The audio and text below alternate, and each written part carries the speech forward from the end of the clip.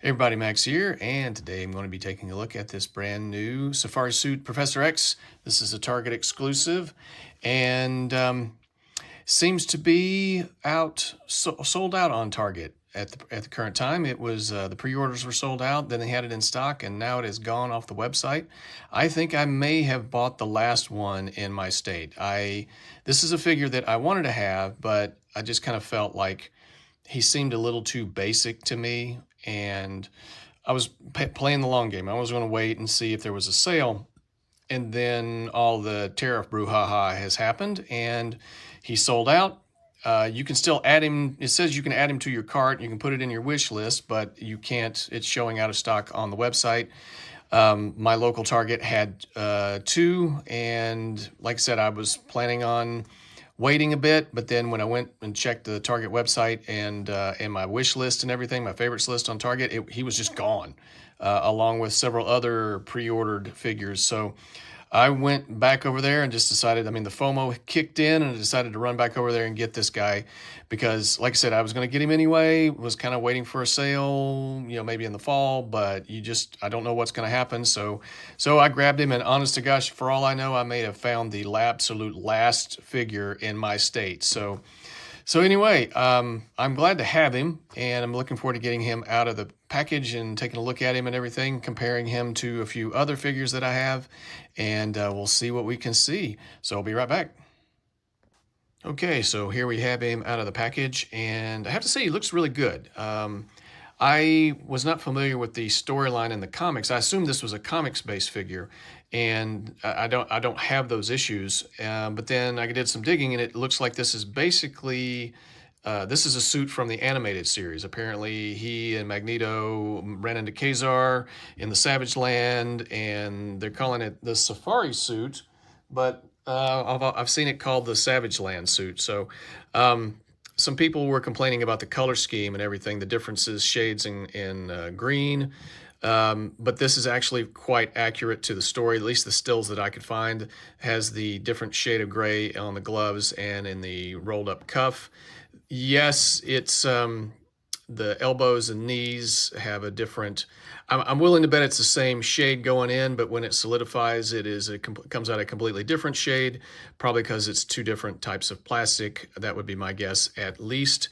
So yeah, we saw that on She-Hulk, and I'll compare it to a couple of other figures. The Red Skull uses some of these parts, so that was kind of what was putting me off of this figure. The head sculpt is fantastic. I really dig this particular head sculpt of Professor X. It looks fantastic. It looks like a kind of a middle-aged Yul Brynner.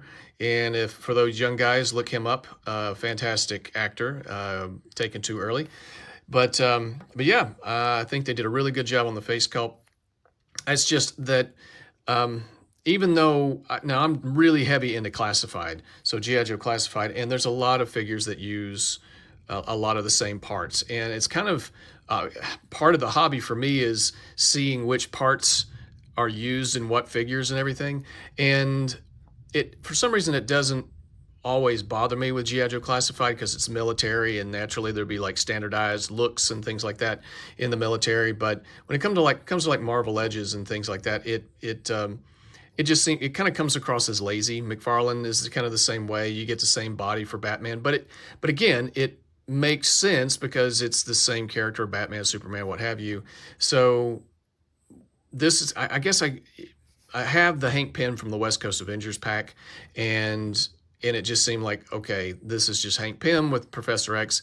Not exactly. The arms are completely new, and it's a new paint job and everything, but it's the exact same legs, exact same torso. So, but comparing it to the stills from the animated series, they got the color scheme exactly right. The gray of the boots, the gray of the belt, the color in the gloves and the cuffs, as well as the X on both shoulders. And like I said, I thought these were going to be the same arms, like maybe they reuse the upper arm and the shoulder, and it would just be the lower arm. But nope, I compared it to my Hank Pym, and these are completely new arms, which is great because there are some problems with the arms in the Hank Pym, on the Hank Pym figure. So articulation is what we've come to come to expect. It doesn't have a butterfly joint.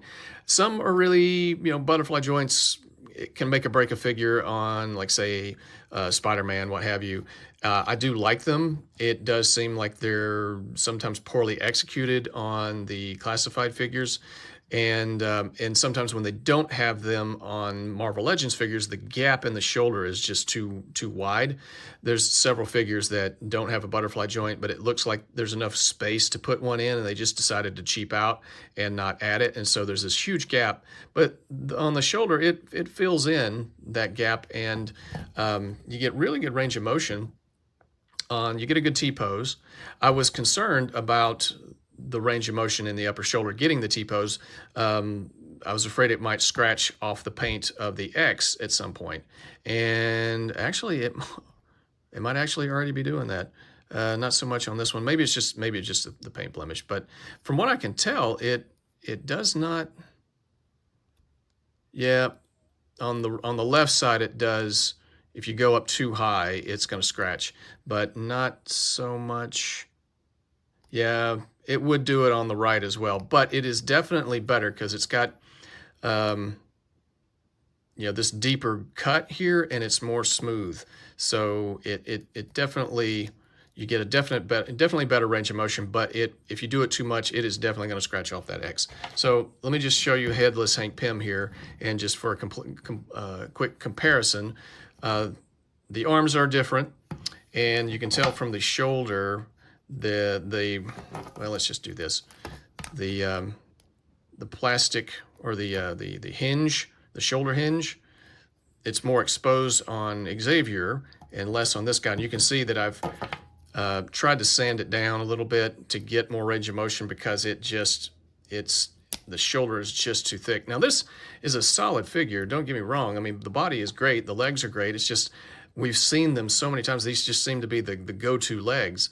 And well, before I get ahead of myself, let's talk about the shoulder. So on the Hank Pym, if you have the West Coast Avengers, this was the character that, it's kind of like, why did they add? Yes, Hank Pym was a member of the West Coast Avengers at one point. He did wear an orange jumpsuit, but they didn't design any pouches or pockets on the legs, because even on this figure, there are pockets on the legs in the stills from the animated series. So this is kind of a little bit of I guess I'm just kind of sick of seeing these legs. It just seems like anytime there's a fatigue pant leg with tucked into boots, this is what we get. Does it look okay? Yeah. Do they add a couple of things here and there? Yes, but at any rate, it just seemed a little lazy to me. It seemed a little basic. So different shoulders. There's like I said, this guy is going to end up being more of a custom part kind of figure for me, even though he is solid. And like I said, these legs are solid. It's just they've been used on Hank Pym. I've got the Red Skull here, same legs. And I'm wondering if there's something to do with the color green, because you can tell on this one, green legs, darker green knees, same way with the arms.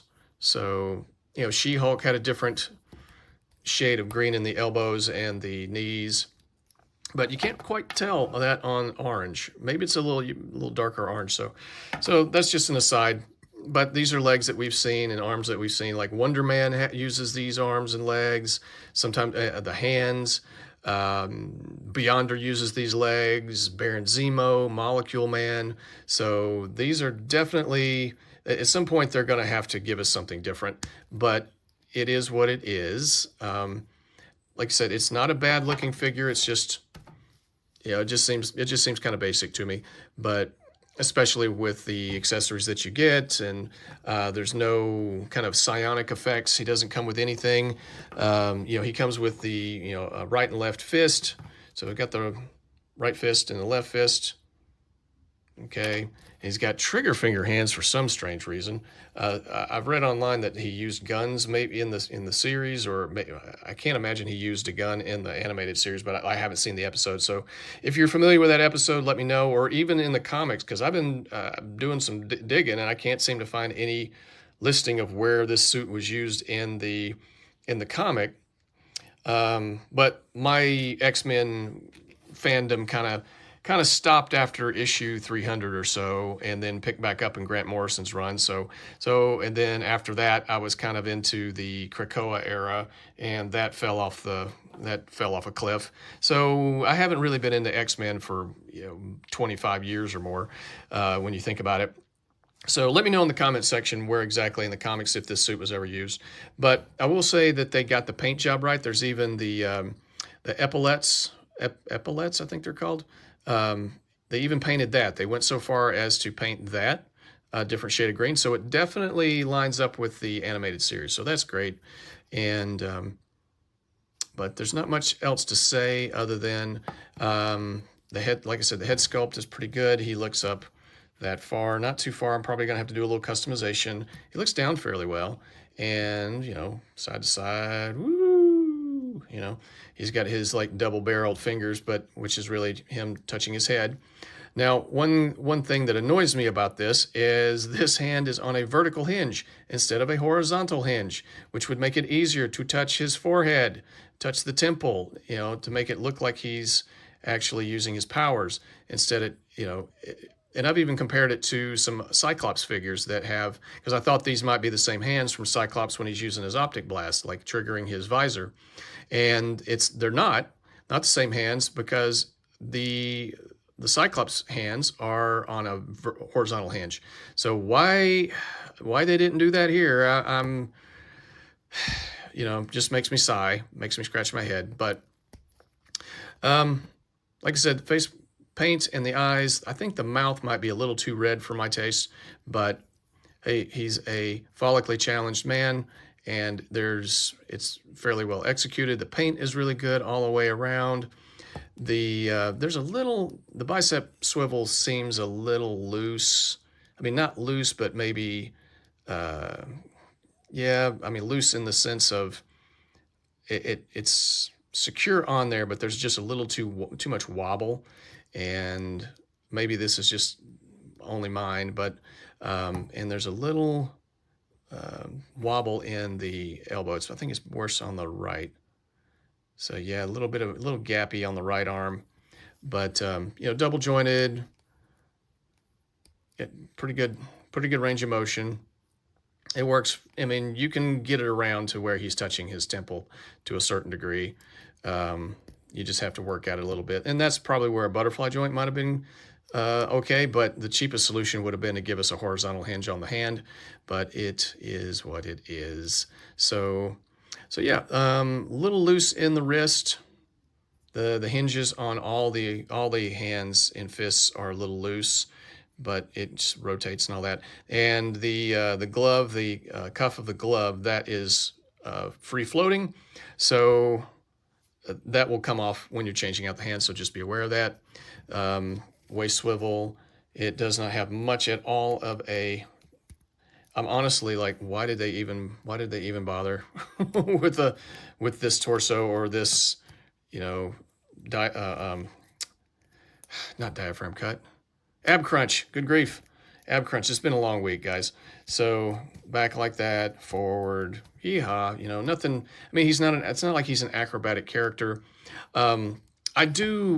Yes, Professor X is a man who's bound to a wheelchair most of the time, but I have always kind of preferred him being bipedal, being able to move under his own locomotion.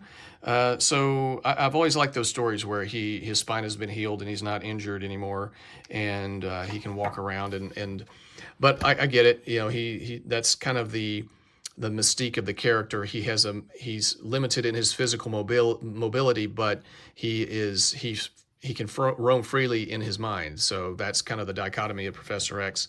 And but like I said, kind of limited range of motion, but pretty good waist swivel, and but limited range of motion in the ab crunch. The legs, pretty good on the splits part, because these are good legs. Don't get me wrong. That's just they get used a lot. Typical thigh swivel like we're used to, and the knee joints, lower knee joints are a little stiff, and the upper knee joints are a little loose, but there is the range of motion. So for that, and the discoloration in the green in the knees, it doesn't bother me a whole lot. It's kind of, you notice it when you look directly at it, but on a whole, I mean, if you wanted to, you could probably just, just call them knee pads and paint them black, or try to match the color of the pant legs and just repaint them or something. But and then we got the boot swivel and the ankle rocker. So really good feet. Like I said, these are good legs. I have no complaints about the legs. They get the job done, and they look as they're supposed to look. They're colored as they're supposed to be colored. So that's Professor X, the Savage Land suit, and I kind of felt like we were needing him, and was looking forward to getting him. And as of this recording, he's still out on the Target website. So, like I said, I may have gotten the last one in my state. Let me know what if this is a guy you've been looking for. Did you struggle to find him? Did you run out and get him? Oh, and one last thing, I forgot, he comes with the Cerebro helmet, and it's not painted silver, so it's just silver plastic, so you can see pore lines all over it, but it's solid, and the tubing and everything looks good. Has a porthole for I would guess, a psionic effect that he does not come with. So that's a ding for it. I do not, that annoys me. Like they have, and I've looked at other Professor X figures, and this is not the same design. So that have, like the Professor X, like the deluxe figure that came with the wheelchair, and it had the the Shadow King head that came with it. And it had some really awful psionic effect that I guess you could plug into the back, and it looked like well, if you know what I'm talking about, it looked like male reproductive discharge, and I'm glad that didn't come with him. I would have preferred some kind of like concentric circles that I've seen before. That would have been great. Just plug that into the back, but we didn't get that. They didn't go that extra mile, but for some strange reason they, so I don't know. I just assume that this was something that's been used before, but I can't quite tell. But let me know if you know if you've seen this helmet before, if you recognize it. And and it fits on the helmet. The helmet fits on the head just fine. You gotta struggle to get it over the ears a little bit. Raise his two guns, and then he's ready to call the X-Men to him to fight Magneto, as you saw in the thumbnail for this video. So those are the accessories. This is Professor X. For giggles and grins, because I have the Warlord figure. One thing that I really wanted to know was if the new Professor X head would fit on the Warlord figure, and I am happy to say that it does. So he looks pretty good.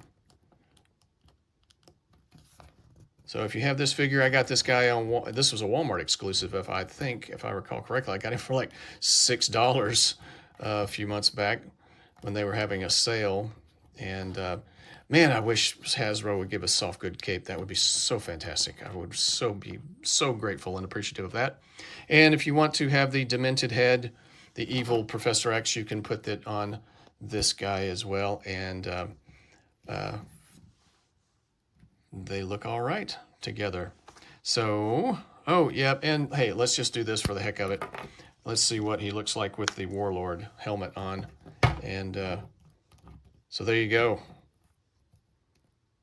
I don't know why he would be wearing this in the Savage Land, but hey, it works if you want to. Just to say that you can. All right, guys, that is Professor X and some of his part brothers next to Red Skull and Headless Hank Pym.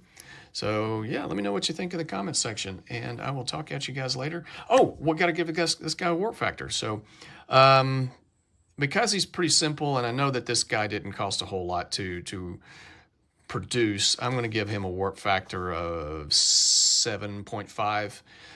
He's, like I said, he's pretty basic, new arms, new face, but and he comes with not enough accessories. At least he doesn't come with, he should have come with an extra psionic effect. That would have been fantastic, but I feel like that's a ding. So he's really nothing special, but he is what he is. He gets the job done. He looks okay, looks good. 7.5 warp factor. And so guys, take care of yourselves, and remember, in space, no one can hear you sneeze.